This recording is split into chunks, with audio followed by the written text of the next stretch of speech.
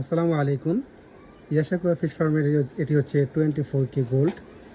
এটা আসলে পানির উপরে উঠেলে একটু কালার ছেড়ে দেয়, যখন আবার পানিতে যায় তখন আবার কালার ঠিক থাকে। 24K গোল্ডের এটা হচ্ছে এই অবস্থায়, যেন একটু সাদা সাদা দেখা যাচ্ছে।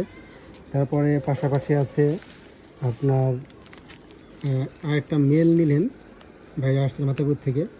এটা হচ্ছে RTP-র মেল, দেখতে পাচ্ছেন মাশাল্লাহ।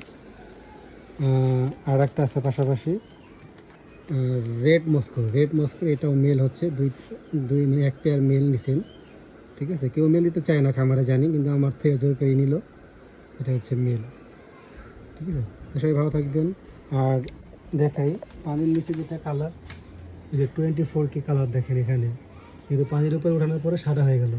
এটা হচ্ছে 24K গোল্ড। এই দেখেন সেম 24K গোল্ডই পানির ভিতরে, কিন্তু পানির উপরে যখন আমরা উঠাই তখন এই মাছটা হয়ে যায় আপনার সাদা।